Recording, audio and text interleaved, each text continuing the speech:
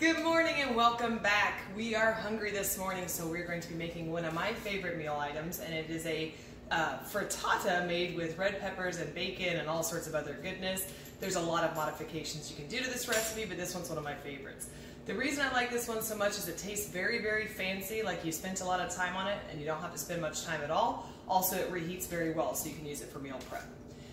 Here's what you're going to need for this recipe. We'll walk through all the ingredients as we go, but you're going to need 8 slices of bacon, 2 tablespoons of olive oil, 4 ounces of mozzarella, 2 ounces of goat cheese, 9 eggs, a 1/4 cup of heavy cream, a 1/4 cup of Parmesan, and some salt and pepper.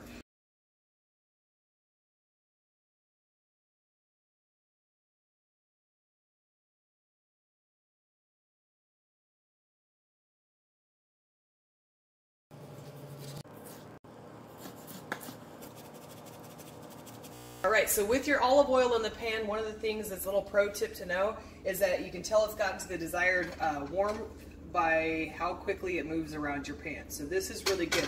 We don't want to get it too hot. We don't want to smoke things up too much. We're going to put our bacon in, and we do not want to burn our bacon. So here we go. We'll just toss that in the pan, and we're going to cook this just until it's a little bit more translucent. We'll check back with you in just a minute. We made sure that the bacon is evenly coated or covering the pan. We don't want it all to be clumped up in a couple of spots. But we're just going to give it a nice sizzle there for just a couple of minutes, and then we will add our red peppers. Okay, so now our bacon is at the proper point. You can kind of take a look at it there. A little bit of crispiness, but not too much. You still see it's swimming in some good fat, and that's what we want. Keto, we want that fat. So now we're going to take our chopped up red peppers, and we're going to throw them in there. The idea is that it's going to soak up all of that, well, not all of it, but a lot of that fat and really incorporate those flavors. Now that those are in the pan, I would go ahead and drop your temperature down just a little bit, like between medium and low, and go ahead and turn your oven on to 350. All right, next step, we're going to go ahead and put our eggs in the bowl, and there's 9 eggs for this one. I found with this recipe, you really can't go wrong with the amount of eggs that you put in there. So if you want to do 10, if you want to do 8, it's really up to you. As you can see, this guy is a pro here. This is my kitchen assistant, also known as my husband. And he's breaking the eggs on the countertop itself. This actually prevents shells from getting into your bowl there. Makes a little bit more of a mess, but you know, that is what it is. All right, so there's our eggs, and we're going to go ahead and add our 1/4 cup of heavy cream to it. Again, this is another one of those things you could probably go a little heavier on the heavy cream or a little lighter, up to you. And then we're going to go ahead and add our salt and our pepper in. One of the things that's really important to note is that with the salt and pepper, go crazy with the pepper, but you have a lot of salt already in your bacon and also the feta cheese, and so you don't want to overpower the dish. All right, we're going to give those eggs a nice whisk, get them to a great consistency, and add them to our pan. I totally forgot to mention in the ingredients list that I like to add broccoli to mine as well. About half of a bag of just frozen broccoli will work. You don't have to thaw it out ahead of time. Spinach is also really, really good. It's really your choice. I've used mushrooms in this dish before. Go wild. But anyway, to this pan, I'm going to go ahead and add my half a bag of broccoli and just really get those colors in there, a lot of flavor, and it gives it some good texture as well.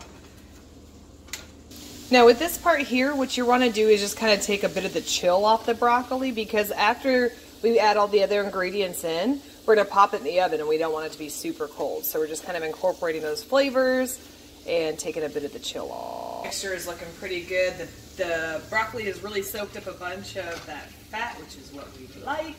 And now is where you kind of get to dump just about everything else in there. So we got our egg mixture. I'm going to go ahead and just pour that in there, using a spatula to really get everything out. Give that a nice stir. All right, then next we're going to add our mozzarella. If you can get some fresh mozzarella and cut it up into cubes, that's the best way to go. But again, not all of us do that. It's easier and more effective sometimes just to get the bag of mozzarella. Again, it's your choice. This is a very versatile dish. And the last thing we're going to add for this is that Parmesan, about a 1/4 cup of Parmesan. And also, Parmesan is also a bit salty as well. So kind of going back to that thing I talked about not over salting your dish. You have plenty of flavor, I promise. And the last part here is going to be our feta.